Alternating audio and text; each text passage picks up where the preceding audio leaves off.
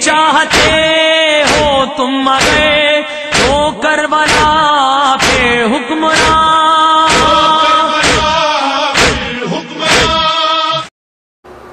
بسم اللہ الرحمن الرحیم. الحمدللہ رب العالمین وصلی اللہ علی محمد وآلہ الطاہرین ولعنۃ اللہ علی اعدائہم اجمعین الی قیام یوم الدین. وقال اللہ تعالی وهو اصدق القائلین بقیت اللہ خیر لکم ان کنتم مؤمنین. موضوع گفتگو نوروز. جیسا کہ آپ کے علم میں ہے کہ نوروز کہ جس کے معنی ہے نیا دن، پہلے گفتگو ہو اس عنوان سے کہ نوروز کے معنی کیا ہیں اور کس اعتبار سے یہ نیا دن ہے. اب اگر ہم قمری اعتبار سے دیکھیں تو ممکن ہے کہ کبھی نوروز پہلی تاریخ کو ہو، کبھی کسی اور تاریخ کو، اور اگر ہم عیسوی اعتبار سے دیکھیں تو ہمیشہ نوروز 21 مارچ کو ہوتا ہے. اب اگر 21 مارچ کو نوروز ہے تو پھر یہ نیا دن کس اعتبار سے ہے؟ یہ وہ سوال ہے جو بعض دفعہ بعض افراد کے ذہن میں آتا ہے. تو پہلے مرحلے میں توجہ دلائیں کہ دنیا میں مختلف کیلنڈرز ہیں.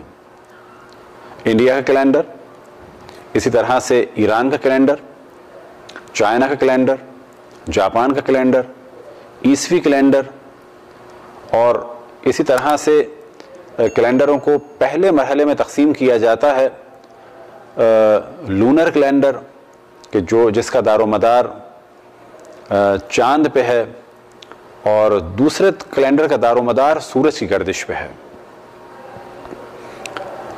جب ہم کہتے ہیں عیسوی سال تو اس کا دار و مدار سورج پر ہے، اور جب ہم کہتے ہیں قمری کیلنڈر تو اس کا دار و مدار چاند پر ہے. تو نوروز کیا ہے؟ تو ہم توجہ دلائیں کہ زمین کی ایک گردش ہوتی ہے خود اپنے جانب، اپنے گرد گھومتی ہے، اور اس گردش کے ذریعے سے دن اور رات وجود میں آتے ہیں. دوسری گردش کا تعلق ہے کہ جو زمین سورج کے گرد گھومتی ہے. زمین اپنے گرد ایک چکر لگاتی ہے، اور اس ایک چکر کو کہا جاتا ہے ایک دن اور ایک رات کا ایک دن. البتہ جہاں پر نارمل ڈیز ہوں، لیکن اگر قطب میں چلے جائیں تو وہاں اس کا حساب کتاب الگ ہے. لیکن زمین کا اپنے گرد جو ایک پھیرا یا ایک چکر یا ایک راؤنڈ ہے وہ 24 گھنٹے کا ہے، اور زمین کی ایک گردش ہے کہ خود سیارہ حرکت کرتا ہے اور سورج کے گرد گھومتا ہے، اور اس سے سال وجود میں آتا ہے، اور یہ تقریباً 365 دن کا ہوتا ہے. اور ان 365 دنوں کو عموماً کیلنڈروں میں ڈیوائیڈ کیا جاتا ہے 12 حصوں میں، اور 12 مہینے بنائے جاتے ہیں. اور ہر کیلنڈر میں یہ مسئلہ ہے تقریباً کہ کچھ دن 31 کے، کچھ دن 30 کے، اور آخر میں ایک لیپ ایئر رکھا جاتا ہے. کچھ جگہوں پر 5 سال کے بعد، کچھ جگہ پر 2 سال کے بعد، وہ ہر کیلنڈر میں الگ ہے تاکہ ان کی تعداد کو برابر کر دیا جائے. زمین کی گردش کو 12 حصوں میں ڈیوائیڈ کیا جاتا ہے، اور ہر حصے کو ایک برج کہا جاتا ہے، اور ان برجوں کے نام ہیں مختلف کیلنڈرز میں الگ الگ. جب زمین حرکت کرتے ہوئے پہنچتی ہے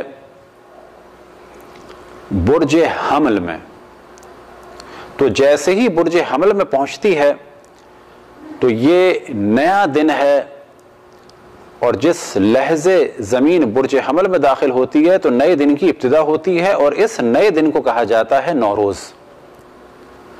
اور جس وقت زمین اس برج میں داخل ہوتی ہے یعنی برج حمل میں، اس داخل ہونے کو کہا جاتا ہے تحویل، یعنی اس وقت سال بدل رہا ہے، زمین ایک برج سے دوسرے برج میں داخل ہو گئی، اور اسے ہی کہا جاتا ہے نوروز. یہ نوروز ایران میں، افغانستان میں، آذربائیجان میں، ازبکستان میں، چیچینیا میں، ترکمانستان میں اور اسی طرح سے بہت سارے علاقوں میں ایک ملی یعنی نیشنل ڈے کے طور پہ منایا جاتا ہے۔ اب ممکن ہے کوئی سوال کرے کہ ہم اسے کیوں مذہبی اعتبار سے مناتے ہیں، تو اس کے دو جواب ہیں۔ پہلا جواب یہ کہ کسی بھی نبی اور امام سے اگر پوچھا جاتا کہ ہمارے علاقے میں ایک کیلنڈر ہے اور جب نیا دن شروع ہوتا ہے تو ہم کیا کریں، تو بلا شک جواب یہ آتا کہ نیا دن شروع ہوتا ہے تو اللہ سبحانہ و تعالیٰ کا ذکر کرو، نماز پڑھو، عبادت کرو، صدقہ دو، کار خیر انجام دو، اور اسی کے ساتھ ساتھ ایک دوسرے کا خیال کرو، ملنا ملانا رکھو۔ تو ایک اعتبار سے تو دیکھا جاتا ہے نوروز کو کہ جب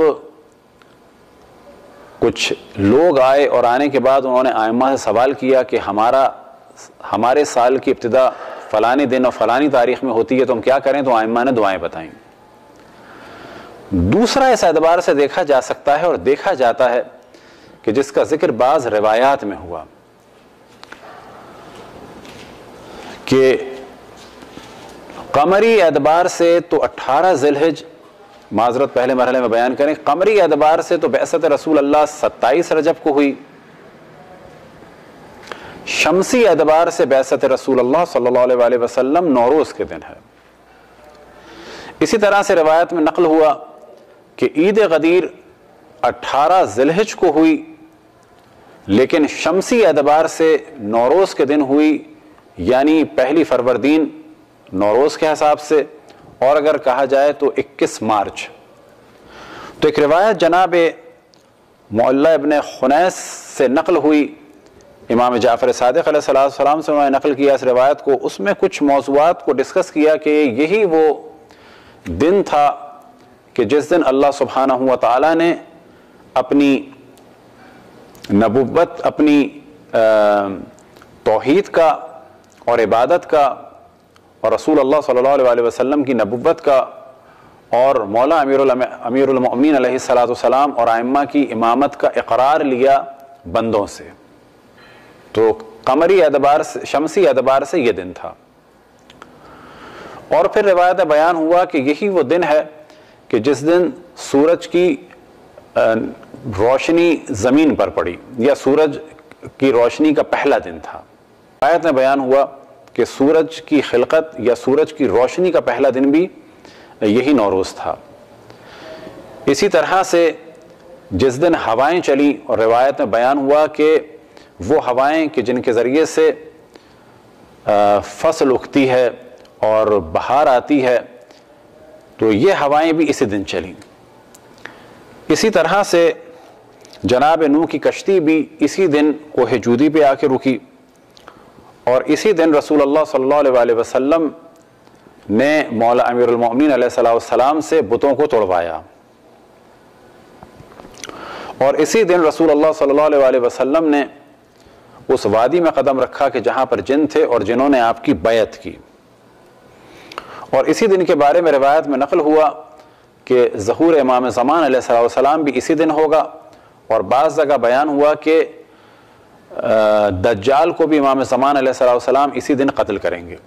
البتہ دجال کے قتل کے لیے دو جگہوں کا ذکر ہوا روایات میں، ایک ہوا ہے کوفے میں کہ کوفے میں قتل کریں گے، اور روایتوں میں ایک جگہ نقل ہوا ہے کہ امام زمان علیہ السلام دجال کو باب لد پہ قتل کریں گے کہ جو فلسطین میں ہے، اور اس وقت یہ لد کا علاقہ اسرائیل کے ہاتھ میں ہے۔ کچھ اعمال ہیں اس کے جن میں سے ایک یہ کہ روزہ رکھا جائے، اس دن غسل کیا جائے، اچھے کپڑے پہنے جائیں، خوشبو لگائی جائے، اور 4 رکعت نماز پڑھی جائے۔ اسی طرح سے ایک مشہور ترین جو دعا ہے نوروز کی تحویل کے وقت کی، وہ ہے یا مقلب القلوب والابصار، اے دلوں کو اور آنکھوں کو پھیرنے والے، بدلنے والے، یا مدبر اللیل والنہار، اے رات اور دن کے بدلنے والے یا انہیں خلق کرنے والے، یا محول الحول والاحوال، اور حالتوں کے بدلنے والے، حول حالنا الی احسن الحال، ہمارے حال کو اچھے حال میں بدل دے۔ یہ ایک دعا ہے کہ جو تحویل کے وقت پڑھی جائے۔ اس کے علاوہ جو بھی نیک کام کیا جائے اچھا ہے، صدقہ دیا جائے اچھا ہے،